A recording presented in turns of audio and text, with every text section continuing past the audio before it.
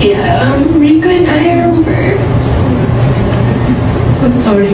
Kapapasok lang na balita na yun.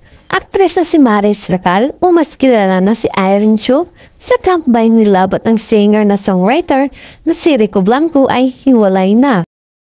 Happening right now on Showbiz Balita.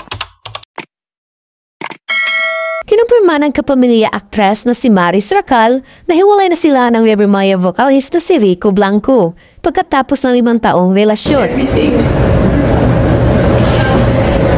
So 5 years namin together. We were always on the same page.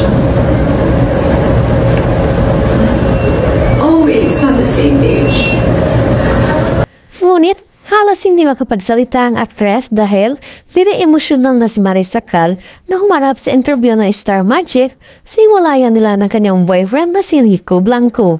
Tuloy-tuloy ang pagturo ang luha ni Maris Racal na ina-announce yung natungdukan na ang 5 taong love story nila ng OPM star na si Rico Blanco. Hindi na idinatali ni Maris ang hiwalay ang dahilan ng kanilang hiwalayan pero ayon sa aktres, kailangan muna niyang harapin o isa ang susunod na kabanata ng kanyang buhay. Ayon kay Maris, hindi madali pero naging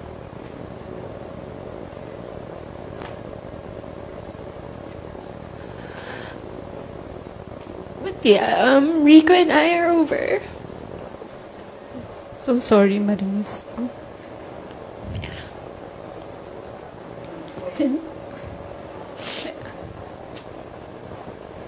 Okay lang bang mag-share ka, Maris? Kasi parang emotional ka. It's fresh. It's been a few weeks. Loneliest, emptiest weeks I've ever experienced in my life.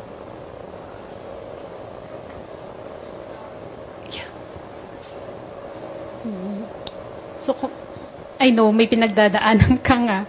Pero paano ka nagko-cope up ngayon? Nanonood lang ako ng Bluey. Ayun lang. Well, walang nagtanong, but, nangyari? Oo. Well, wala akong short answer for it.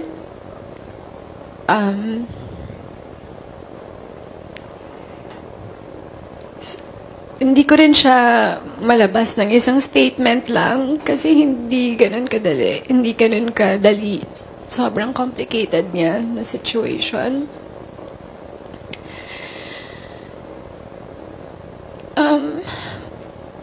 Rico and I, our universe was so beautiful. It was so full of love, laughter, music, everything. It's spontaneity, everything. Sa 5 years namin together, we were always on the same page. Always on the same page. But I don't know what happened to me. Maybe I turned to the next page and saw a new perspective sa life. I had visions of who I want to become, how I want to evolve. I'm so curious about the world. And the truth is, I am going through changes. And alam naman natin yun, change is either good or bad. But what I hate about change is that it's inevitable. Di mo siya matatakasan.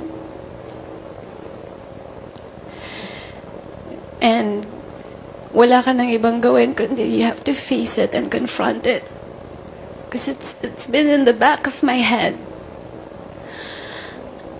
So yeah,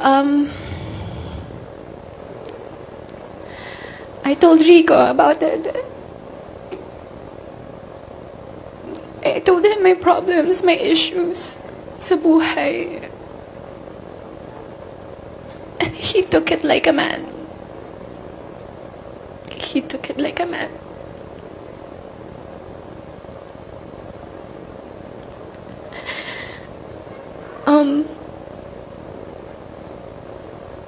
It was a very difficult talk because I love him so much.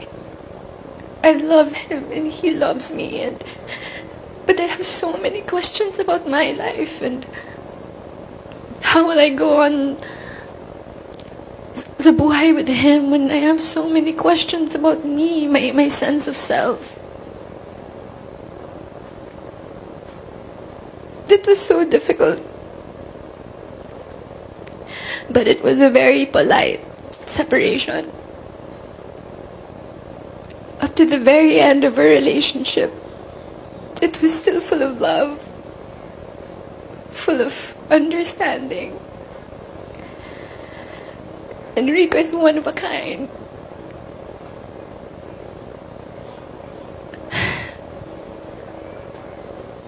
If only I could skip through my 20s, you know. But I can't. I have to face it. I have to sit with my feelings and acknowledge my changes. Ayun lang. Ako sorry to hear that, Marie.